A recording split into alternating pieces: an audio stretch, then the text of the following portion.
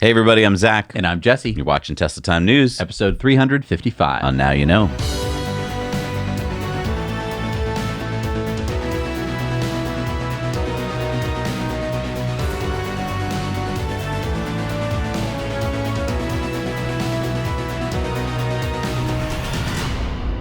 And thank you to our sponsor, Moomoo. I'm so excited to share with you Moomoo's incredible industrial chain feature that I absolutely love. So for those of you who follow us, we talk a lot about Tesla, and Moomoo's industrial chain provides a wealth of information related to the electric vehicle industry. Just click on the Markets tab and you'll find over 400 constituent stocks that relate to EVs, including battery materials, different modules, and of course, vehicle companies. And if you want to stay up to date on Tesla's business data like vehicle deliveries and production, Moomoo has you covered. The best part is right now they're giving away free stocks. If you sign up using our link and deposit just $100, you will get 5 free stocks. And if you deposit $1,000, you'll receive not only 10 more free stocks, but also $100 cash reward that can be used as a deduction when the stock purchase order exceeds $1,000. As a special bonus for this channel, now when you deposit $5,000, you will get 1 full share of Tesla or Google. It means in total, you'll receive up to 16 free stocks. Use the link down in the description for more details and join Moomoo today. You can choose when to trade, but don't miss out on the big bonus.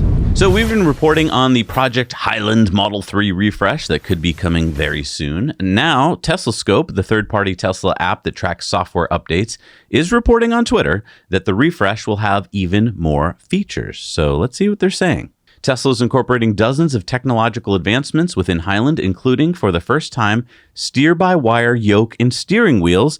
Other additions include matrix LEDs on all trims and redesigned RGB ambient lights, providing a more modern feel for all passengers. Whoa, hold on there. You said steer-by-wire. I mean, we just reported on Tesla's patent last week, and you said that you didn't think that we'd see steer-by-wire in Tesla for at least 3 years.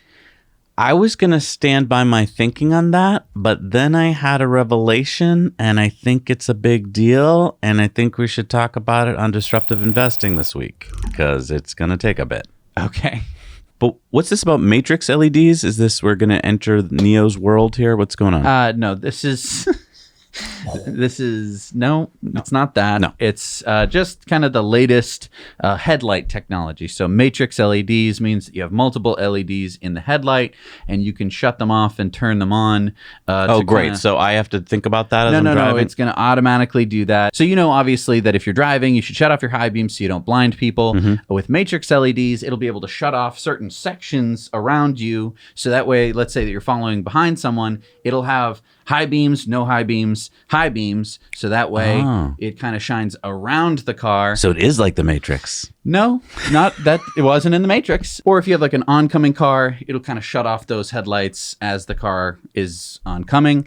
That's the idea. And it's a matrix of LEDs. It doesn't have anything to do with, computers or the 90s. There are computers in there. What is this about the RGB interior lighting, though? So like in my car, for instance, there's ambient lighting, and right now it's just white LEDs. So you kind of have some light around you so you can see what you're doing. I think now they're going to replace that with some RGB. Disco. Yeah. I think they're going to have it probably be... that you can choose whatever color you want. So like you want a purple, you want a red, you want a blue. Yeah, but maybe you can link it to the music. Green. It should do that. I would hope that it could do that. But there's more. TeslaScope says when Highland is in full production, all delivered vehicles will have Tesla AI's latest and greatest autopilot computer, Hardware 4. The Model 3 is the only vehicle not delivering with Hardware 4. However, we anticipate Tesla will start this transition before Highland. Confusing. What they mean is right now, Model 3s are not coming out with Hardware 4 in them, but I guess all refreshes will. And TeslaScope goes on to say, based on those working closely on the Highland project, we've been told that Highland will not only include the upgraded cameras we've seen on Hardware 4 equipped vehicles, but will be one of the first models to incorporate a new front fascia. Yes, that includes a new bumper camera. And we have talked about that on videos where we go out and test, right? It's super important. Right, so let's unpack this. When the Model 3 refresh begins, all new Teslas will start being delivered with Hardware 4. So lots of questions abound about whether Hardware 4 is necessary for true full self-driving or whether Hardware 3 or 3.5 or whatever it is can cut it. especially since it appears from a physical standpoint that it's nearly impossible to upgrade from older computers to hardware 4, right? It's a completely different form factor. Right. And so now let's talk about the new front fascia and the new bumper cameras. That's what we've been asking for. Right. Now, during our testing, we felt that in some situations, especially at sharp intersections, Teslas may not be able to see well enough around the corners to make good decisions. And if this is correct, then hopefully Tesla is solving this problem with the cameras. But my question goes back to the existing fleet that doesn't have those cameras. Tesla can't really upgrade older Teslas to have these cameras. I mean, they could, but it'd be wildly expensive. And even if they could somehow upgrade the fascias, there aren't enough physical inputs into the older hardware.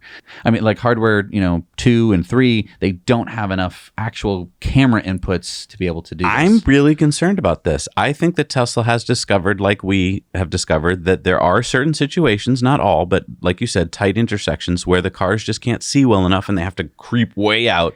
And so I'm wondering if the new Model 3 refresh will have solved the problem and everyone will be like, great. But it's like, wait a minute, I have an old Model 3 and you told me I had to have full self-driving because I paid for it. Right. And I mean, these situations where, the car can't see around the corners, they're hard for humans. You kind of have to lean your head forward into the space of your car, but it can't do that. The camera is literally stuck behind where your head is on the B-pillar. So it can't just crane its neck and to try and see a little bit further around the corner. It can try and pull out a little bit, but it doesn't have that ability. Having a camera on the bumper allows it to see around the corner much more effectively than even you could. Please let us know down in the comments what you think Tesla's going to do about all this, because I still haven't figured that out. So, the big question is, are the cars that are on the road now going to be capable of full self-driving, or are they going to need these cameras? And maybe more importantly, are the people who bought full self-driving and are currently driving in these cars going to accept from Tesla or Elon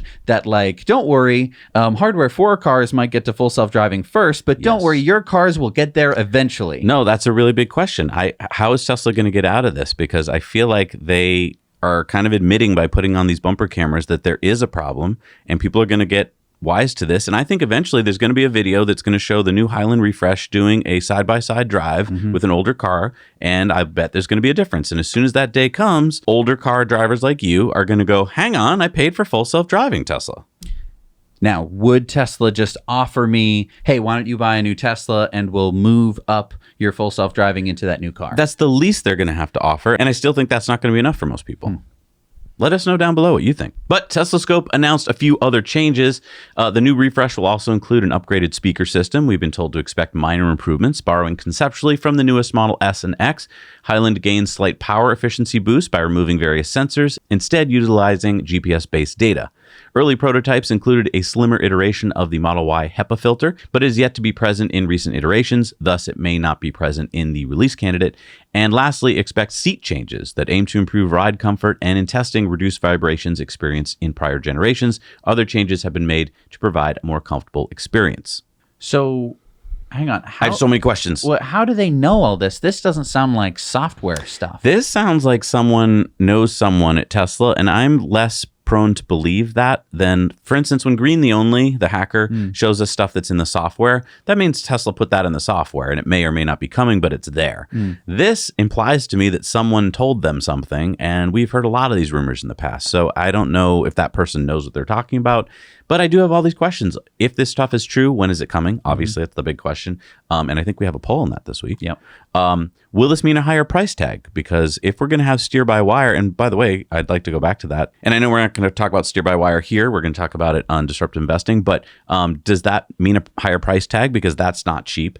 And is this just nerd bubble stuff? So what I mean is, if I were thinking about buying a Model 3 right now, I would be like, whoa, I'm not going to buy it until the refresh comes out. But do most people out there even know what we're talking about? Most buyers nowadays seem to be in the third tranche of early adopters, and they seem to know nothing about this stuff. And they probably don't care about full self-driving capability. And all they care about really, and I don't blame them, is the acceleration, the range, and the supercharging. Right. Those three things have been the main sellers of Tesla vehicles, and cameras and sound systems have all kind of been auxiliary to that. But I don't know. I know that our audience is really up on their stuff, and so I think that a lot of you guys would want to wait, but I think that some of you might not care. What percentage, put down below in the comments, do you think of Model 3 buyers are nerds like us who know all this stuff, and what percentage you think have no idea what we're talking about. Let us know down below. All right, it started with India's Prime Minister Narendra Modi tweeting this last week. In USA, I will get the opportunity to meet business leaders, interact with the Indian community, and meet thought leaders from different walks of life. We seek to deepen India-USA ties in key sectors like trade, commerce, innovation, technology, and other such areas. And then Elon said, "It was an honor to meet again." Yeah, he tweeted out a great conversation with the prime minister. And so Tesla Economics says it is likely that there will be a significant investment in relationship with India and Tesla in the future. And Elon responded, "True." Then Sawyer Merritt said, breaking, Elon Musk confirmed Tesla is looking to invest in India and says he is visiting next year. Quote, "We don't want to jump the gun on an announcement, but it's quite likely that there will be a significant investment in relationship in the future." And here, I want you to listen very closely. The audio in this is horrible, but listen to the last sentence he says as he's walking out the door. Very good conversation. How soon will we see you in India, Mr. Musk? Next year, count on it. Next year, count on it. What is he referring to? Next year, what? Is he visiting next year, or they're going to start investing next year? So let's not forget, Tesla officially incorporated in 2021 in Bengaluru as an official Indian company. We saw Tesla testing their cars on Indian roads. Remember that? Also remember that India has a 100% import tariff on vehicles that cost over $40,000 and a 60% tariff on vehicles that cost less than $40,000. This effectively keeps Tesla from importing cars into India. You cannot be competitive with a 100% tariff. So does this mean that Tesla will open a gigafactory in India to get around the tariff and open up the Indian auto market for them? Well, by most accounts, the Indian auto market is the third biggest in the world. I was kind of surprised because I always called that the EU, but that's if you take Germany and France and you shove them all together. So take a look at this chart here. China has 26 million units sold in 2022. US comes in second with 13.8 million. India is in the third spot with 4.3 million. So quite a jump down, but it's still the third largest market. But you might be saying, okay, but are those really automobiles? Well, let's go to what the 5 biggest automakers in India are. So Suzuki, Tata, Hyundai, Mahindra, and Honda. So big automakers, they must realize that this is a big market and it's growing as India grows its middle class. And if Tesla opened a gigafactory in India and produced, let's say, 250,000 cars, that would put them in the number 5 spot. They would basically push Honda down and they would get about 5% market share. So my guess is that Tesla will open an Indian gigafactory. And by the time it's up and running, it will be able to produce the Model 2, the $25,000 Tesla car. That would be around 2026. The average selling price of a car in India as of last year is $13,400. Oh, so that's really low. It's really low. That's why I don't think they could come in with the Model 3 or the Model Y. That would be, 3 or 4 times more than the average. I mean, that's the average, though, and I think that they do sell a lot of much smaller, much cheaper cars in India than we're used to in, say, the United States, where the smallest cars you can get are still like hatchbacks. Right. So even though the Model 2 would be above average, it would also be cheaper to operate, and it could be used as a robo-taxi, greatly reducing traffic and air pollution in Indian cities. Elon did say that he would be visiting India next year and that Tesla would be coming to the market as fast as humanly possible. Okay. Well, as fast as humanly possible would be importing cars.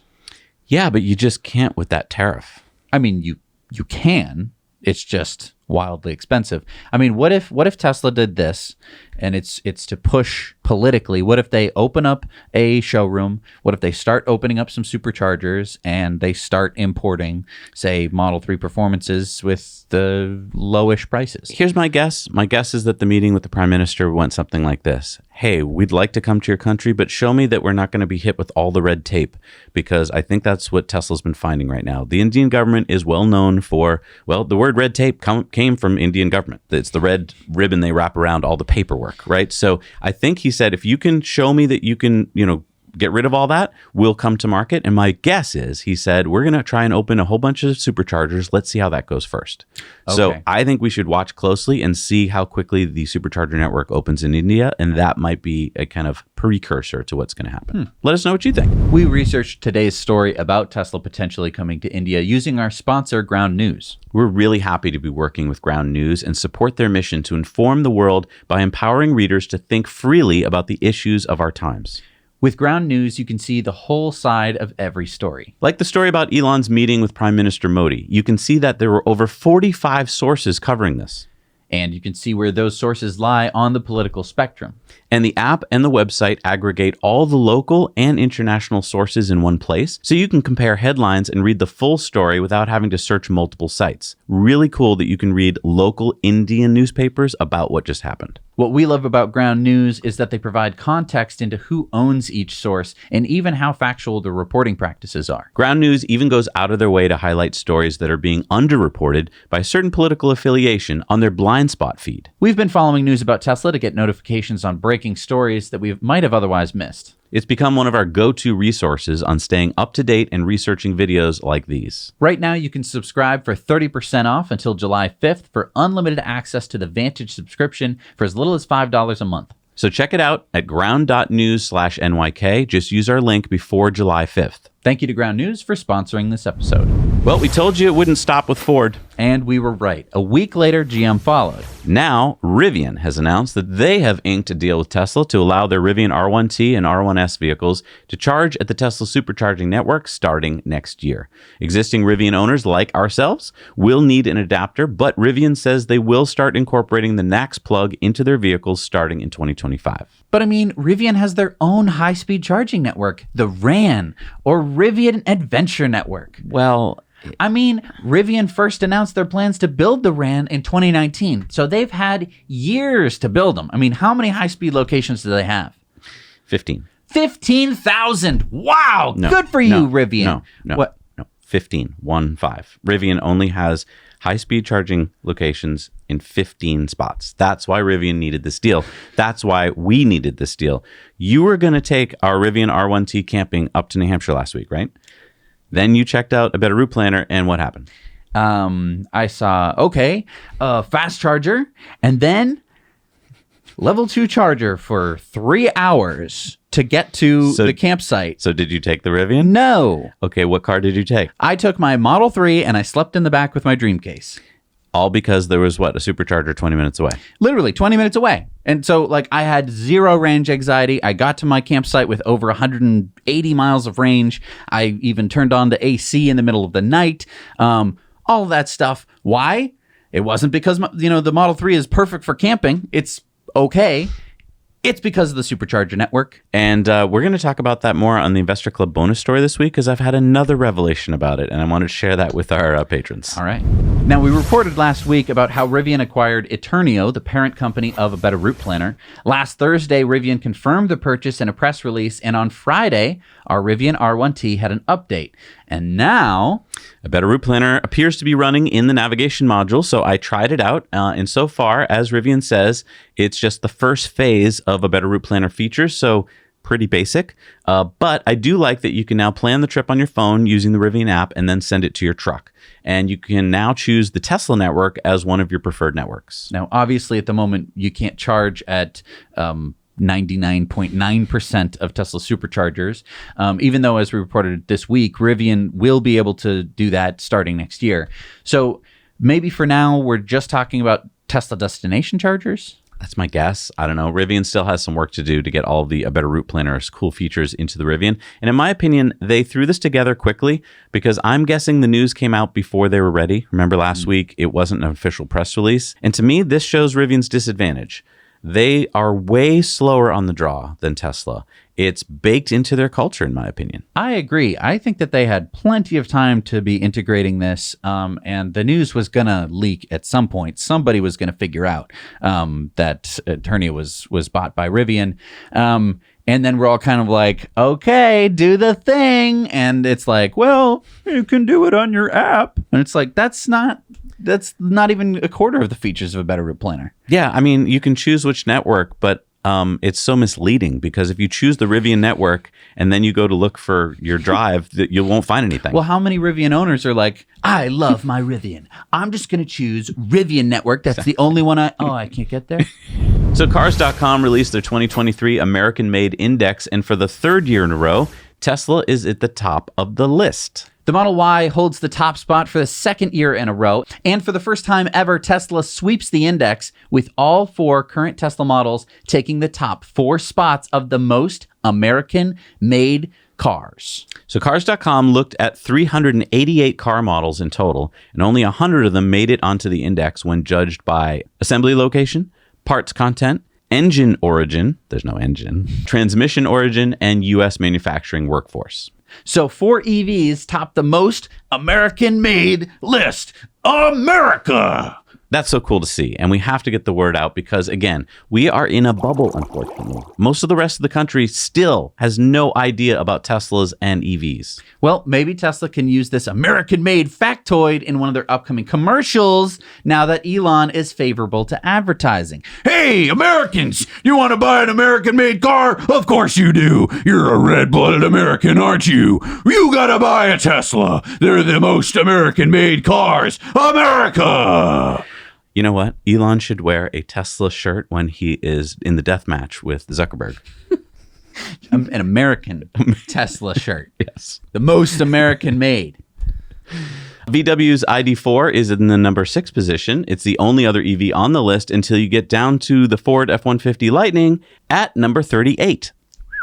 And it's cool to see the list changing with more EVs this year than last. Yeah, the 2022 list had 14 BEVs and PHEV models in total. This year, the list has 14 just in the top 60. Now, I didn't see Rivian on the list. Aren't they made in the U.S.? Yeah, I noticed that too. Cars.com says the company's Normal, Illinois manufacturing plant makes the R1S SUV and R1T pickup truck, but because both vehicles' lowest gross vehicle weight ratings exceed the 8,500 pound maximum required to comply with the American Automotive Labeling Act reporting, Rivian isn't subject to those regulations of sourcing. Wait a minute. The R1T doesn't weigh 8,500 pounds? It doesn't weigh more, but it's gross vehicle weight. That means if you load it completely full, exceeds 8,500 pounds. The payload capacity, it's the gross vehicle weight, not what it normally is. Well, this is bad then. Why? Well, because next year when the Cybertruck comes out, which should be the most American pickup truck, it won't make the list because it's heavy. Yeah, it's heavy and it'll be able to carry a lot. So I would assume that it's going to be over the 8,500 pounds or whatever. Yeah, I mean, Cars.com says the R1S and the R1T aren't alone. The GMC Hummer EV pickup exceeds Class 1 weight limits, and the Hummer EV SUV and Chevrolet Silverado EV likely will as well. We've speculated the forthcoming Ram 1500 REV and the Tesla Cybertruck will end up that heavy too. So why does weight have anything to do with this? That's so dumb. It's all about the American Automotive Labeling Act reporting. Okay, well, which that's makes dumb. It's like, well, do you care about things that are American? Well, too bad. It's too heavy. Tesla AI now has its own Twitter account. I don't know if it woke up one day and started a Twitter account or if a human from that department did, but either way, Tesla AI just tweeted that Tesla will start building its DOJO supercomputer in July. So at AI Day in 2022, Tesla said they were planning to have the full cluster of DOJO by Q1 of this year. So they appear to be about 6 months behind schedule. But hey, this is hardware designed by Tesla. It's not just generic off-the-shelf NVIDIA rigs. This thing is supposed to have 100 exaflops by next year. To give you some context, if you don't program supercomputers for a living, the most powerful supercomputer today, the Frontier Cray supercomputer, can do 1.2 exaflops. And you just said it's going to do 100 exaflops according to this chart by next year. So that's 2 orders of magnitude faster. This is another Tesla thing that I don't think many of us understand. Tesla will be able to take advantage of its insanely huge database from its fleet of millions of cars to process and train the neural nets when DOJO gets up to speed. We're going to talk more about this on PBS this week, so head on over to Patreon, help support us there, and learn more. And if you like training computers, hit the like button. It would really help us out if you hit the like button. YouTube rewards creators that get their viewers to click the like button. So do it and it helps us. It's a stupid system, but it really makes a big difference. So we got lots of great footage of the Cybertruck last week. Franz took his sons to the first electrified cars and coffee event at the Peterson Automotive Museum. Oh, wow. That looks like fun. That's Franz driving the truck there. Yeah, it was really nice of him to drop by and indulge the community. And wow, we learned quite a bit about the Cybertruck because everyone could get so close to it. Yeah. This is a new version. I think that this is a new version. We got to see the tonneau cover in action. We got to see... Wait, can you just listen to the guy say what I was thinking, which is... That's smooth. Wow, dude. And it works. I like the Rivian. Hey, and it works, unlike the Rivians. Yeah. It's so smooth. Also, there's the sub trunk area, which is definitely not big enough for a spare tire. Yeah, that's very interesting because a lot of companies were relying on that sub trunk to put stuff in. Like I'm thinking of Cyberlander. They're going to put like, I think a whole water pump system or something in a water tank. That's kind of small. Yes, but that's what you get to work with. We also get to see the doors in action. Wait, is that the door button? Yeah, so it's a button. You press the button, the door pops out, you pull the door open, and that's how you get in. But I mean, of course, if the truck is going to be bulletproof, you don't want to put a handle there. It's going to be a weak spot for the bullets that are going to be pinging off your car all the time. Of course. So, you don't want that. We also got to see the charging port. We got to see cameras, all the cameras that are around the car. I only saw one camera on the front bumper. It's offset from the center, and I think it's going to get really dirty. I wonder if this is an important camera or if this is just used for like that 3D vision when you're parking. Yeah, I'm not sure because obviously that front camera could be used to see around corners if it's wide enough.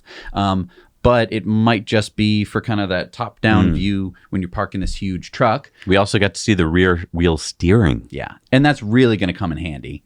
And man, I can't wait for the Cybertruck. Well, I've got some good news for you. The Cybertruck was spotted on a plane bound for New Zealand. I love how that car cover is just stretched over it because nobody makes a Cybertruck car cover yet. But wait, how do we know where it's going? Well, there it is, being dropped off in New Zealand. What's it doing there? Winter testing. Here it is, uncovered. Oh. I mean, good thing it's camouflaged. Well, it's a good sign that they're winter testing. It's probably meaning that they've finalized the design because you don't bother to winter test unless you've got the final design. That's a good point. That's really exciting. Yeah, it is. And you know what else is exciting? Cybertruck production seems to be starting. So first of all, ace drone pilot Joe Tegmeyer spotted this at Gigafactory Austin last Friday. Wait, so what are we looking at? Those are 2 Gigapress machines. Oh, and I can already see some of their gigacastings up front. Oh, and if you think that's exciting, look at this. Whoa. They have stacks of gigacastings? Yeah. So I think Elon might be right about his timing for once. September seems totally doable for first deliveries. So are they gigacastings because they come out of the Gigapress, or are they cybercastings because they're for the Cybertruck? Giga cybercastings. Yeah, that's a good point. Now, I mean, it's cool to see the aluminum castings, but what about the stainless steel? Oh, you mean like this? Man, what is going on? This is so awesome. How about a shot of the production line itself? Whoa. So, I mean, that's what it looks like without the stainless steel. Not really an exoskeleton since that's a intro skeleton. Yeah, this, as we talked about before, this isn't going to be an exoskeleton. Okay. But does it really matter? No. And, I mean, there were 3 Cybertrucks spotted being towed around Stockton, California. So there are currently more Cybertrucks than have ever been on Earth. That's going to continue happening, my friends. And we couldn't have brought you all of this amazing Cybertruck news without our sponsor, Cybertruck Owners Club. They had so much news out on Cybertruck this week. We had to stick some of it in the Patreon bonus stories because it wouldn't fit. Yeah, go check out their website. It's an awesome forum for future Cybertruck owners to share all of the latest news and information about Cybertruck. I love the discussion that they get into. It can be really insightful. Zach and I have another YouTube channel called Disruptive Investing. It's where we talk with CEOs and founders of companies that are disrupting the status quo. We just published an interview with the founder and CEO of an EV startup called Eli, and they're making this, a micro EV. It seats 2, and we got a chance to drive it around Amsterdam on our latest trip. Yeah, Eli is actually making this EV. It's not vaporware. And this is our 3rd time talking with Marcus Lee, the CEO, to find out how the company is doing. So I learn a lot when I meet smart people who not only have what it takes to start a company, but also have what it takes to keep a company going during really difficult times, like, say, COVID, worldwide supply chain nightmares, and now really tight financial markets. If a company is still kicking, I want to know how they're doing it. And Eli is crowdfunded, so it's a chance to see if it's worth getting in early. We hope you'll subscribe to Disruptive Investing for our weekly news show there, and so you don't miss out on interviews with the leaders of dozens of potentially disruptive companies. We love electric micromobility. There's something magical for me when I can move around quickly, quietly, and cleanly. I feel the wind in what's remaining of my hair, and I guess it kind of brings me back to when I was a kid riding my bike along the Charles River in Boston. You're talking about our other YouTube channel, Now Let's Review, right? This is where we show all kinds of reviews of e-bikes and e-scooters, like this week's review of the Glion DollyXL e-scooter.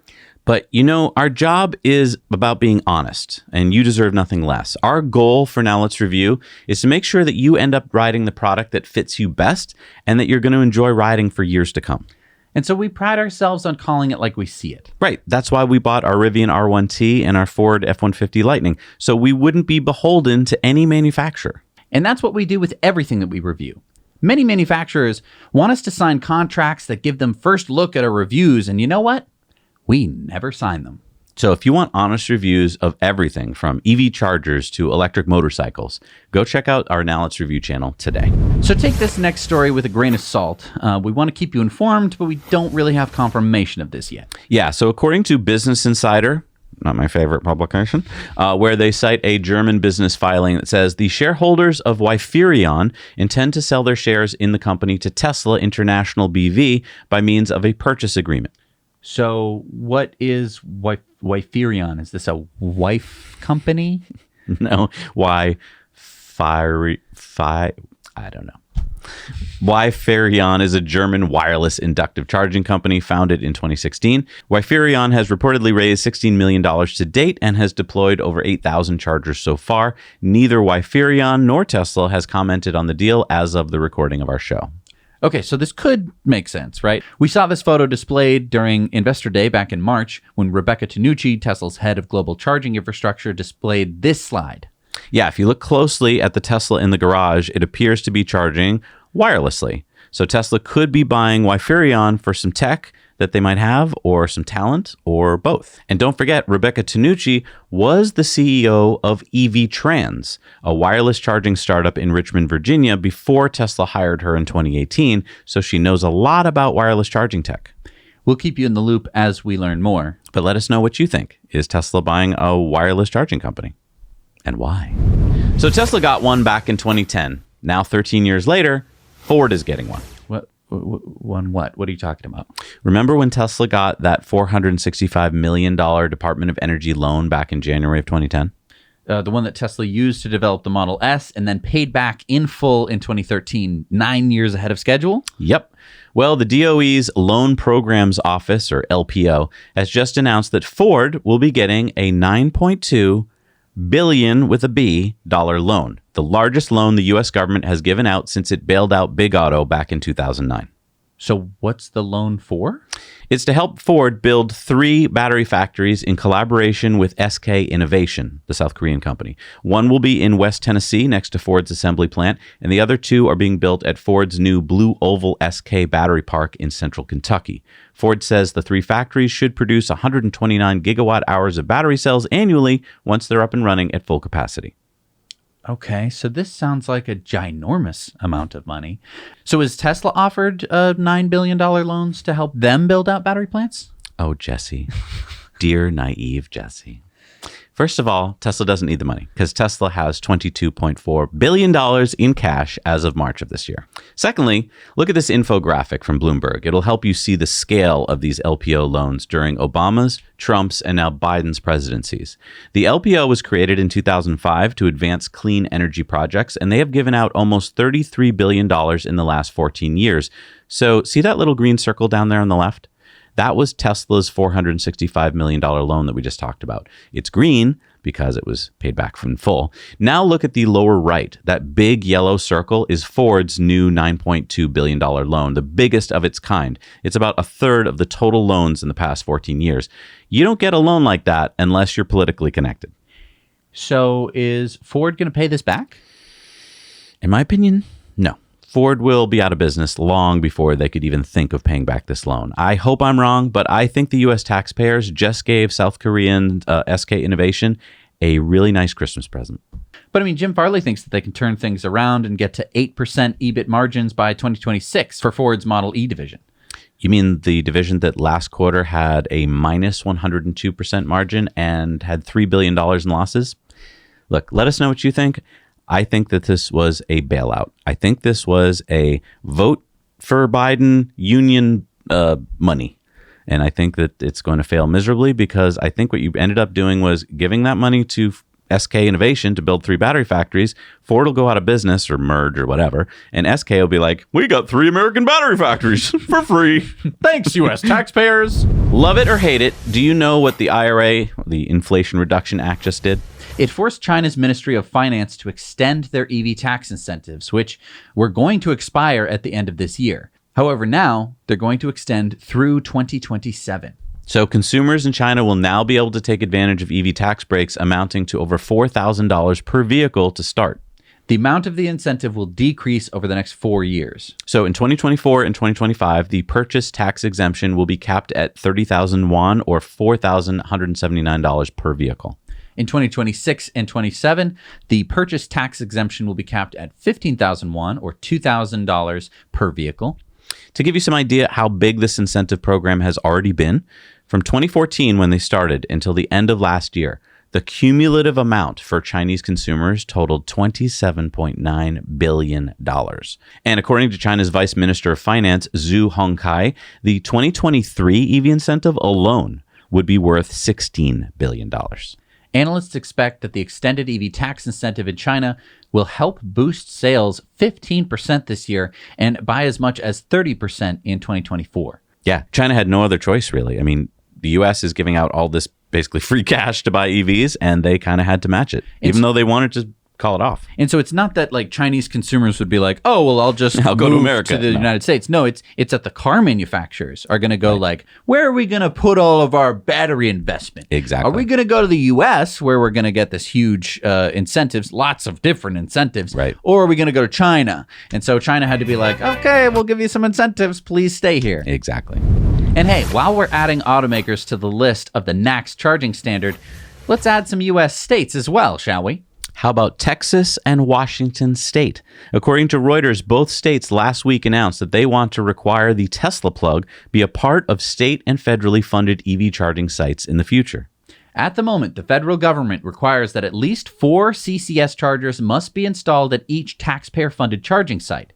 Now, Tanya Buell, the Alternative Fuels Program Manager at Washington State's Department of Transportation, told Reuters the state may require that at least 2 or maybe all 4 of the chargers also support NACS. Texas made a similar announcement last Tuesday, saying Texas would also start requiring electric vehicle charging companies to use the Tesla standard in order to receive federal dollars.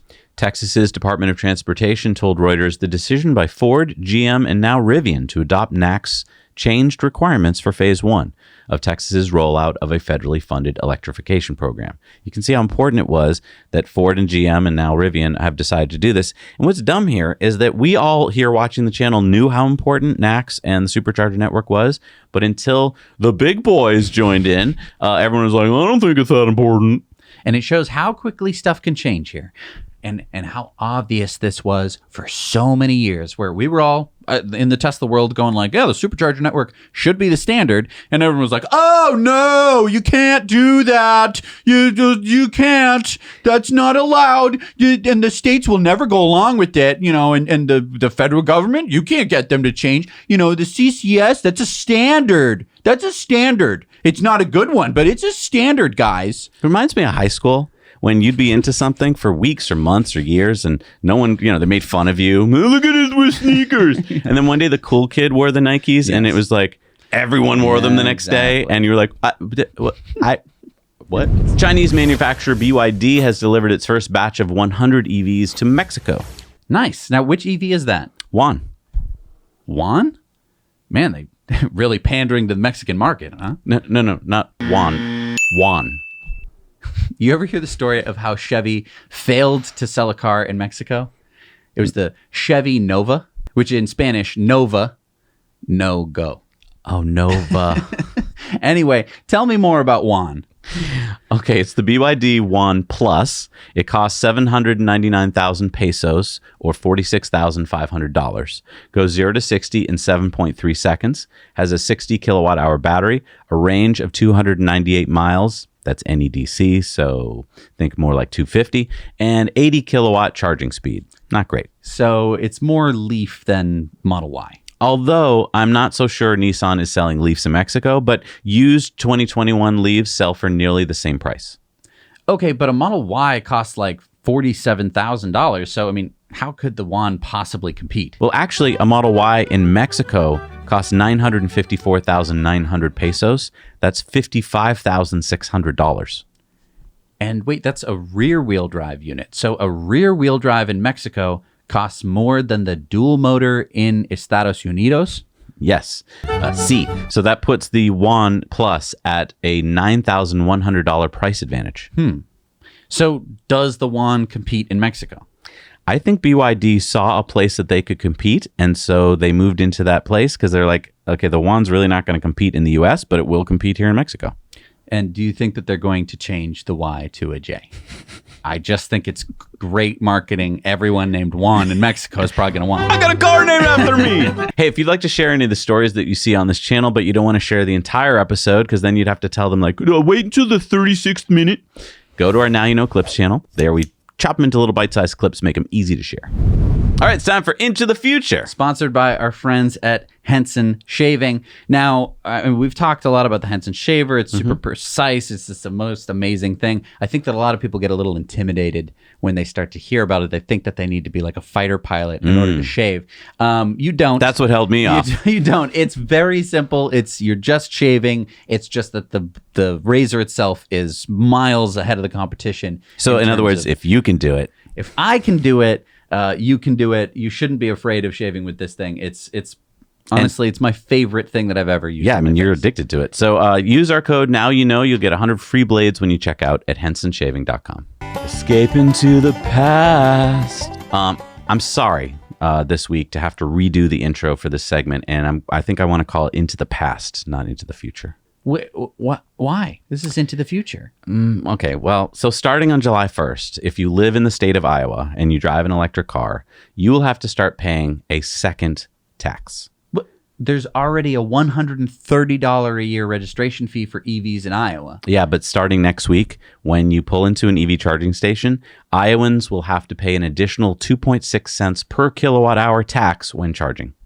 So do gas cars also have to start paying this additional tax? No. Gas cars just pay once. They currently pay a gas tax of about 8%, whereas this electricity charge is about an 18% tax. But now I've read that some people are pointing out that on a per mile basis, the electricity tax comes out to about 0.8 cents per mile for an EV and 1.2 cents per mile for a gas car. So the gas car still has it worse in Iowa. That's just because EVs are about 4 times more efficient than the gas cars. So basically, we're punishing EVs because they're more efficient. And that, again, doesn't count the fact that EVs also get hit with a $130 a year registration fee. So this electricity tax gets charged at EV chargers. Do EV owners have to pay it at home? Luckily, no. Although in many counties of Iowa, there's also a local option 1% surcharge on electricity for the additional utility costs to support EVs. So in essence, this also is an EV tax. But let's be honest, road taxes are to pay for Roads? right. And what damages the roads the most? Ice. Okay, what human thing damages the most? I don't Trucks. know. Okay. The weight of a semi-truck does roughly 10,000 times more damage than the average passenger car. And semis drive more miles too. Right. And only 40% of Iowa's roads get paid for by the gas tax. 60% is paid for by other sources that Iowans already pay for.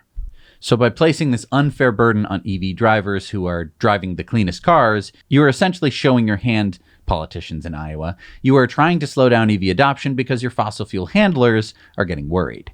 Iowans, if you're watching, whether you drive an EV now or not, soon you will be. So don't stand for this double standard. Contact your representatives, tell them to knock it off, or you'll vote them out. All right, it's time for Going Green. So we've been telling you that EVs will take over the auto market faster than anyone thinks for years, right? And I'll bet that many of you have been skeptical. I like these two. They've got spunk, but I think they might be wearing some rose-colored glasses when it comes to EVs taking over anytime soon. And I get it. It's hard to see S-curves when you're down near the flat part of the S. But now we're going to get into the fun part of the S. And even the big boys are starting to see what's happening. Take Bank of America, for instance. In their latest annual Car Wars report, they said that they expect EVs to represent, get this, 26% of total U.S. auto sales by 2026. That's just 3 years from now. I don't know.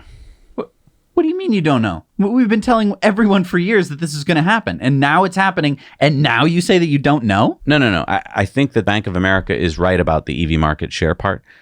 It's this next part that I disagree with. Okay. They say in the report, quote, Tesla's dominance in this still nascent market segment may be coming to an end. It will remain an important factor. So the report forecasts that Tesla's market share will fall from a peak of 78% in 2018 to about 18% by the end of 2026. They say that Tesla will remain the most significant player in the US EV market, but Ford, GM, and Stellantis are projected to be the biggest share gainers. So let me get this straight. Bank of America thinks that both Ford and GM will have a 14% EV market share. Stellantis will have 8. Honda will have 4? Look, where do they think these Ford, GM, and Stellantis EVs are going to come from in the next 3 years? The Stellantis ferry? You've been good little children, so in exchange for your teeth, I'm granting you an electric vehicle. The Tooth Fairy gives out EVs to children now? It's a good present. So look, and this is the problem so many analysts have. They now see the writing on the wall. They see that EV sales are going to continue to grow exponentially, but they can't wrap their heads around where they're going to come from. So just do the math, Bank of America. 18% of EV market share, which is what they say Tesla will have in 2026, that's about 900,000 cars.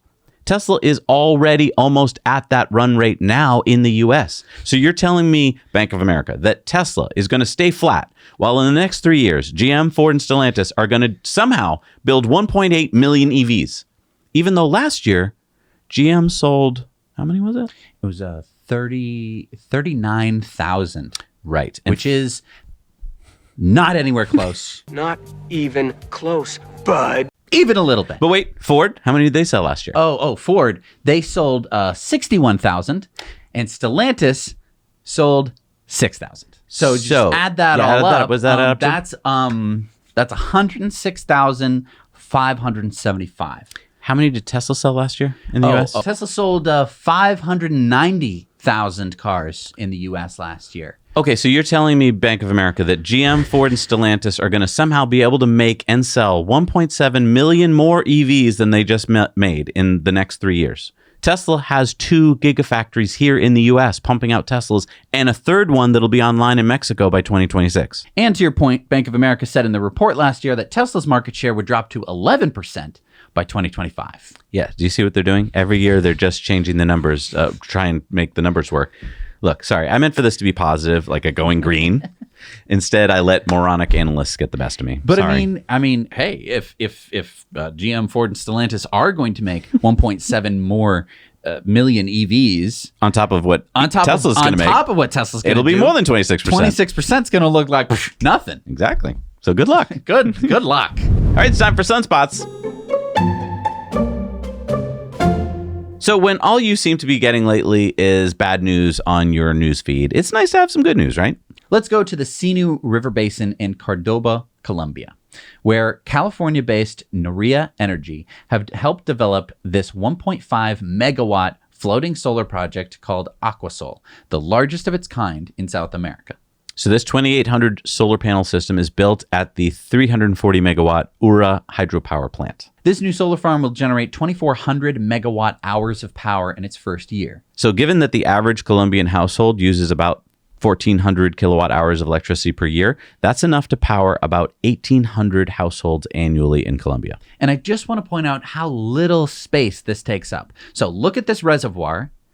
That solar farm is about 1 acre. Now, it's hard to get a sense of scale, but the reservoir is huge. It covers 37,000 acres. So if you built a solar farm that covered just 1/10 of this reservoir, you would generate 8.8 terawatt hours of electricity. That's enough to power 6.5 million homes, or almost half of the country of Colombia. So floating solar is going to be a big part of the solution, since most of the Earth is covered by water. Yeah, and most humans don't live on water unless you live in a houseboat. So it's like we have all this unused territory, and solar panels are great actually because they shade the water, which means they keep the temperature lower and they keep it from evaporating as fast. Which is good on reservoirs. Yeah. And if you'd like to become your own small energy provider, talk to the team at EnergyPal. They are the solar and battery experts that can help you go solar for less. Just tell them that Zach and Jesse sent you. The link is down below.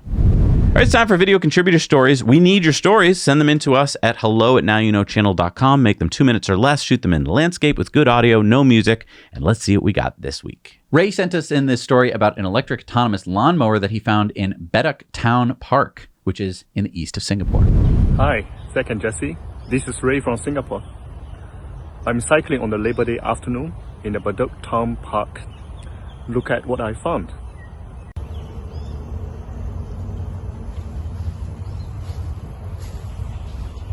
This is an electric auto mower. It is being charged here.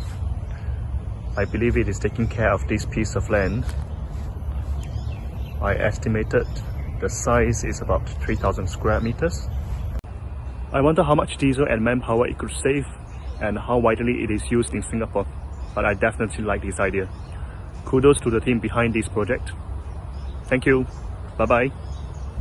Thank you so much, Ray. I totally agree with you. I think we're going to see more and more of these pop up because they're awesome. They just do their job quietly and efficiently. I mean, it's better than having the giant utility pickup truck show up with the giant noisy trailer, and then you get the 17 dudes with the leaf blowers and the lawnmowers. And they keep everything running the whole time. the whole time. And Gotta keep my cab cool. You're like, oh, I'll go to the park today. And then you're like... All right, time for our Patreon bonus stories. Remember, you can support the show, and for as little as $1 a month, go over there and see all of our Patreon bonus stories. And plus, this week we've got Disruptive Investing over on that channel, which is free. And we've got the Investor Club bonus stories that you can see if you want to become an Investor Club member, which is great if you want to make money. So yeah, head over to Patreon and help us out. See you there.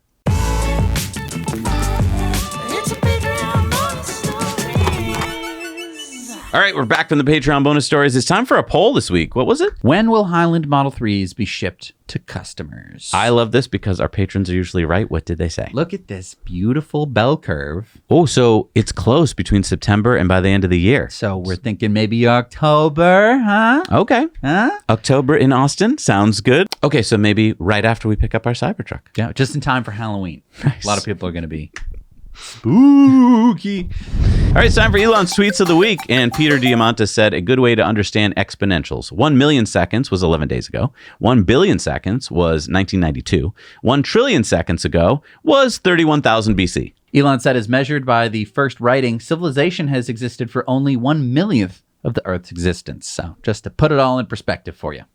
Joe Rogan says, this is a non-answer. I challenged you publicly because you publicly quote tweeted and agreed with that dog Vice article. If you're really serious about what you stand for, you now have a massive opportunity for a debate that will reach the largest audience. And this is, of course, about Peter Hotez, who is debating Joe and RFK about COVID and stuff. And so basically, Elon said he's afraid of a public debate because he knows he's wrong. Joe Biden says it's about time the super wealthy start paying their fair share. Elon says, please give him the password so he can do his own tweets. Please, I'm begging you. And then Elon went on to say, in all seriousness, I agree that we should make elaborate tax avoidance schemes illegal, but acting upon that would upset a lot of donors. So we will see words, but no actions. Those who will actually be forced to carry the burden of excess government spending are the lower to middle income wage earners, as they cannot escape payroll tax. Farzad said, Elon Musk, Joe Rogan, and RFK Jr. doing more to dismantle Big Pharma than any politician in the history of the United States combined. I wonder if any of the politicians that are constantly crying about Big Pharma's role in f***ing up this country will come to their defense. Elon says, to be frank, we're lucky to have modern medicine. I'd be dead of malaria if not for chloroquine and doxycycline. But we should still question medicine rather than considering it sacred. The entire foundation of science is to question it, thereby coming closer to the truth. Any scientist who refused to be questioned is anything but. John Ehrlichman tweeted about the average cost of 1 gigabyte of storage. Wow. Tasmanian says the Republic of Rwanda government provides SpaceX Starlink internet to the first 50 schools out of 500. Elon says, cool. And 50 schools across Rwanda are now connected with Starlink high-speed internet. And as of today, 18,000 young Rwandans are waking up to more opportunities because of Starlink. Because, yeah, you think 50 schools and you think, well, that's nothing. But there's hundreds of kids at each school. John Ehrlichman tweeted this out, streaming revenue as a percentage of total music industry revenue. Wow. That was fast. That was fast. Wall Street Silver says maybe we should all have accounting errors in our favor when filling out our taxes. And, yeah, yikes. Holmar's Catalog says, wow, extremely impressed with Tesla's full self-driving beta 11.4.4. Feels very smooth and refined, very noticeable improvements from the last build. Wasn't expecting much, but this is a significant step forward so far. Elon said they are actually much more than point releases, but the team is reserving 11.420 for the big one. And Dirty Tesla said, I wonder if FSD beta 11.420 is finally bringing ASS, and that means actually smart summon. Elon says, hopefully.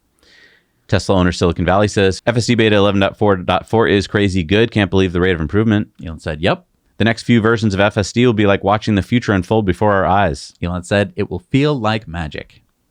He went on to say, you can now watch X Twitter video on a big TV if you swipe diagonally from the upper right of your phone and tap the screen mirroring. Future releases will make this easier. I tried Elon, but it didn't work on my Android. It's because you have an Android. Mario Naufal says Meta to release Twitter rival called Threads, not making this up. Meta, the same company that copied Snapchat, TikTok, StumbleUpon, and so forth, began coding Project 92 3 months after Elon acquired Twitter. KW Markov said, better be careful, Elon. I heard he does the jujitsu now.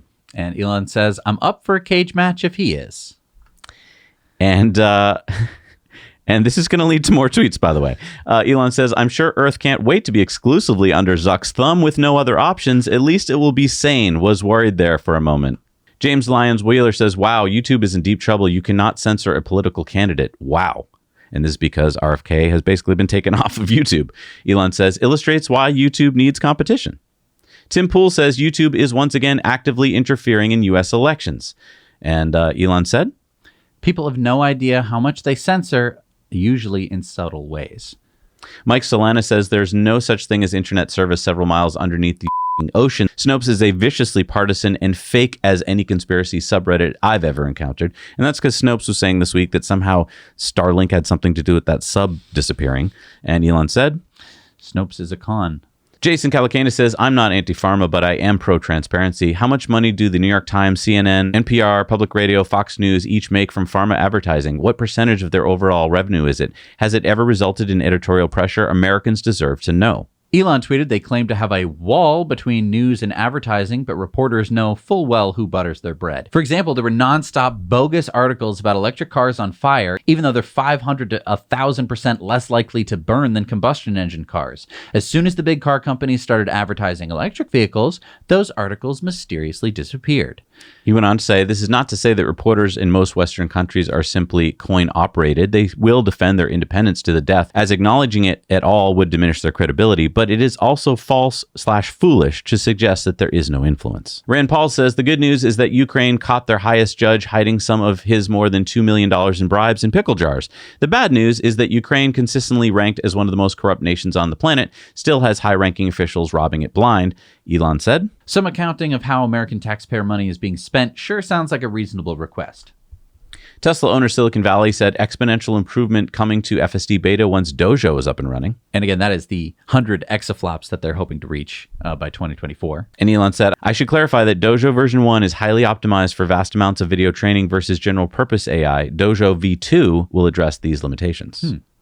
Wall Street Silver said Mark Zuckerberg just accepted Elon's invite for a cage match. Choose your fighter. Elon at 6'2" versus Zuck at 5'8". Yeah, but I would remind you, Zuck is 39 and Elon is 52 or 53. So there's an age difference. There's also a weight difference. There is. This is a big difference. Wall Street Silver says Joe Rogan could be referee. I think I'd prefer to have him be the commentator. I'd prefer him to be Elon's trainer. Yeah.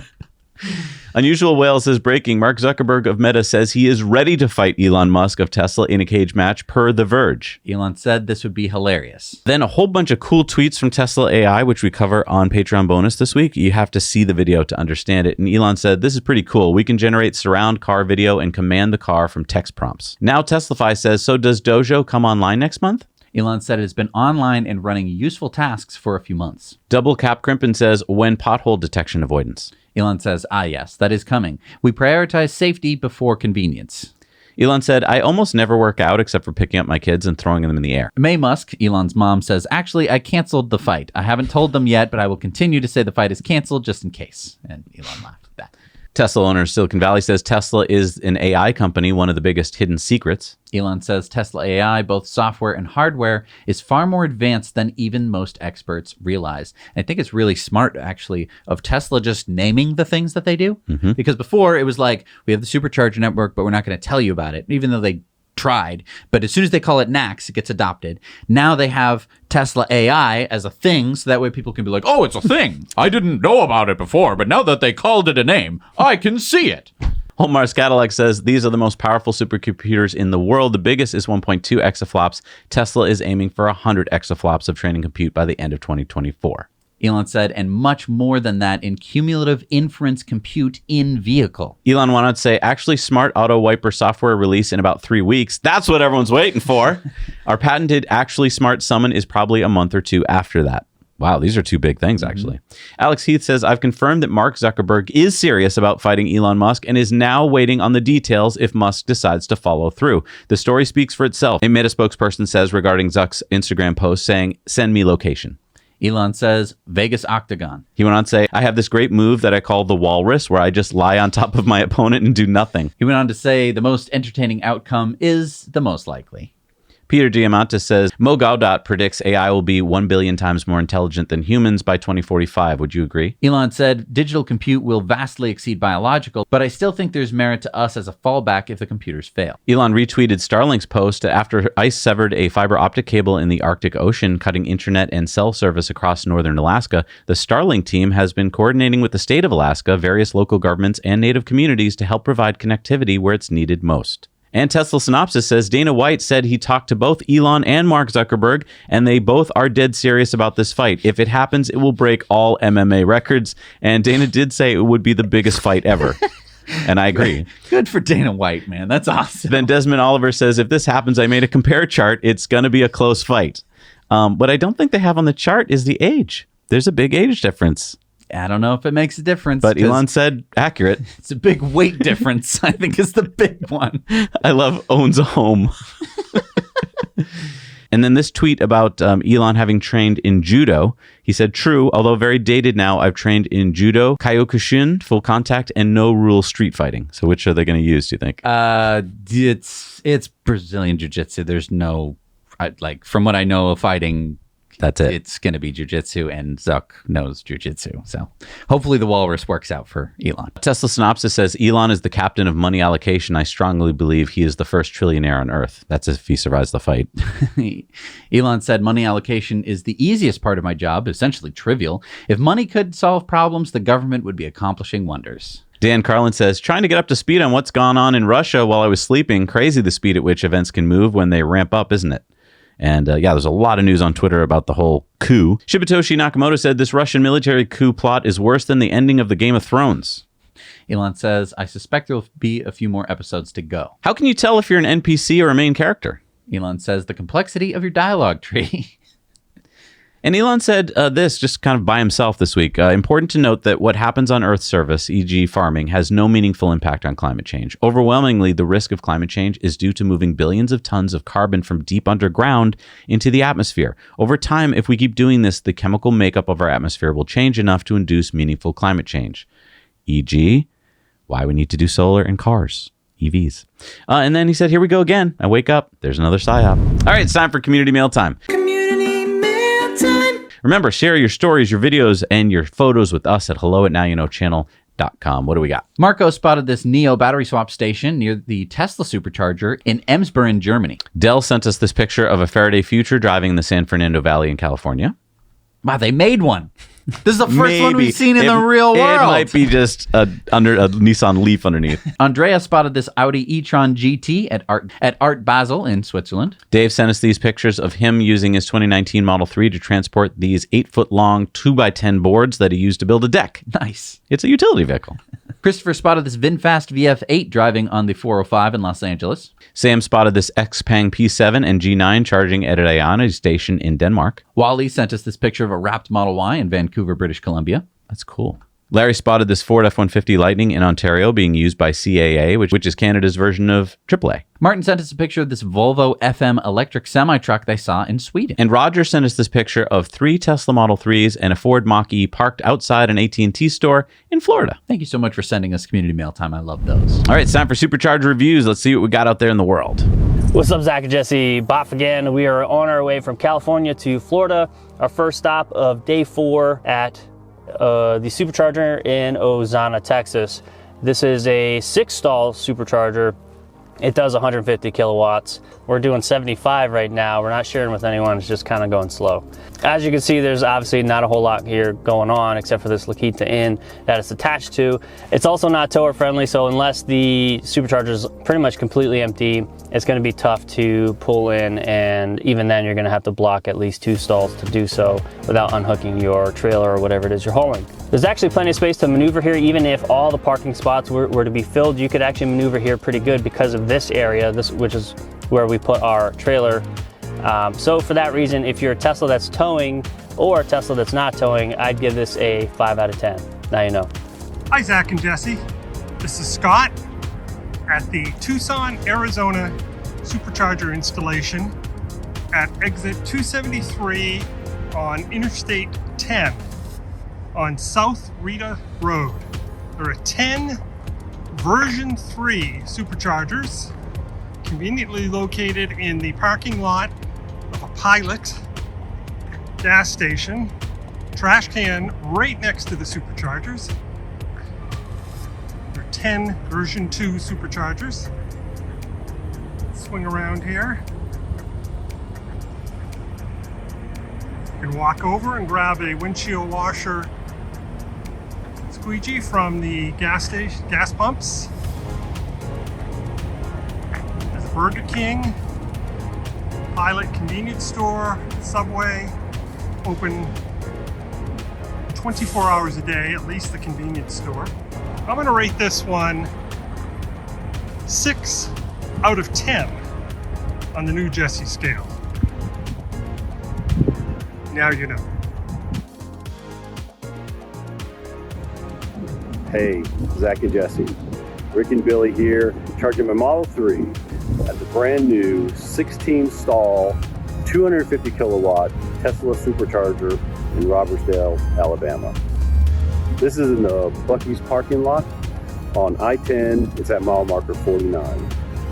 If you're unfamiliar with Buc-ee's, it's an enormous gas and diesel station that sells everything. There's coolers here, there's clothes, there's food. They sell chairs, they sell whatever you want. If you want a cooker, you can buy that here. They're finally getting into electric. I think because Tesla Superchargers are everywhere. They're all 10 out of 10. So I give this a 10 out of 10. And I agree. It's a great place. Buc-ee's, pretty big gas station based out of Texas. About 20,000, 50,000 square feet, about the size of a little Walmart, I reckon.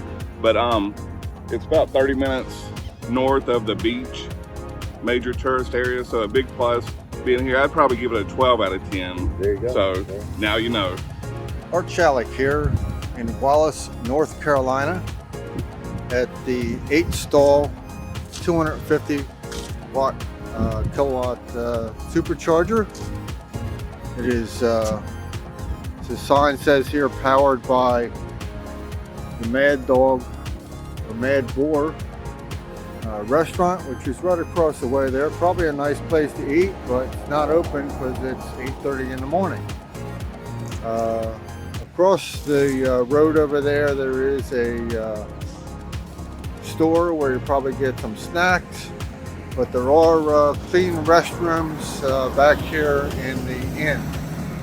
So I give this 7 out of 10. Now you know. Awesome. I really do like that a lot of you are starting to adopt a more Jesse scale. Well, you know, it's like a 5 is good, Yeah. you know, and then once we get into the higher ones, it's like, oh, I should stop there, you know? No, I think just so many people get to a Supercharger and they're just so happy. They just want to give it an 8. It's very true. All right, let's see what we got for new Superchargers in the world. We got number 57 in North Carolina. It's the 12 stall in Wilmington at North College Road, North Carolina. We got the 3 stall in Foshan, China. The 2-stall 120 kilowatt at Lugu Lake in China. Yeah, but is it the once-in-a-lifetime resort? So, I mean, it's Wow. it's got to be good. We got the 3-stall in Anshan in China. The 24-stall at Montabaur, Germany. Number 26 in Wisconsin is the 16-stall in Fitchburg, Wisconsin. Number 24 in Minnesota is the 12-stall in Eagan, Minnesota. The 16-stall in Laguna Hills, California. Number 49 in Illinois is the 20-stall at Lakemore, Illinois. Number 77 in Taiwan is the 7-stall in Mioli, Taiwan. Number 15 in Kansas is the 8-stall at Russell, Kansas. Number 35 in Oregon is the 8-stall in Bend. Number 175 in Germany is the 8-stall in Hanau, Germany. Number 74 in Japan is the 4-stall in Taki. Number 13 in Delaware, wow, it's a lot in a tiny state, is the 8-stall at Rehoboth Beach at Coastal Highway, Delaware. Number 14 in New Zealand is the 3-stall in Papaparaumu, New Zealand. Number 31 in Nevada is the 12-stall in Reno at Element Lane. Number 363 in California is the 12-stall at Newport Beach. The 3-stall in Nanjing, China. The 3-stall in Zhengzhou, China. The 6-stall in Wuxi, China. The 3-stall in Shaoyi, China. The 3-stall in Weihai, China. And number 1727 in China, number 5194 in the world is the 6-stall in Suzhou, China. Wow. And I wanted to tell you guys about a little something we're bringing back to the show. Yes, EV tips, tricks, and hacks. Yeah, so if you drive an EV, then you know better than anyone about how EVs work, what makes them work better. We are looking to revive our EV Tip of the Week segment to help people enjoy their EV experience. So whether you figured out something in terms of charging or road tripping or sleeping in your car, camping, accessories, saving money, saving time, we want to know about it so that way we can share it. So you can either write it or email us or record yourself, a minute or less, landscape, good audio, no music. Send it to hello@nowyouknowchannel.com because we want to, in the beginning of the show we did that and we thought like, okay, everyone knows everything. But it's not true. There's so many new viewers and there's so many new ideas and so many new products and accessories. So let us know about all that stuff so we can share it on the show because I just think it makes the whole EV experience better when we all know those tips and life hacks. And I want to thank these people here. These are our patrons. They support the show. I know you probably think, well, you're just rich, famous YouTubers and you can do whatever you want. No, we can't. YouTube just keeps going, you know what? How about less money? Yeah, more for us. And that's probably why we're going to go to Twitter soon as well, because Twitter seems to be inviting creators. And if you want good content, someone has to pay for it. Yeah. So thank you, patrons. Thank you, these people, because these people make it possible. If you want to become one of these people, head over to Patreon right now and support us for little as $1 a month, and you'll get to see all of our bonus stories. You can find all these other cool perks, including mugs, including t-shirts. So I urge you to go over there. And if you would just take a moment, hit the like button and subscribe. We'll see you next time. Now you know.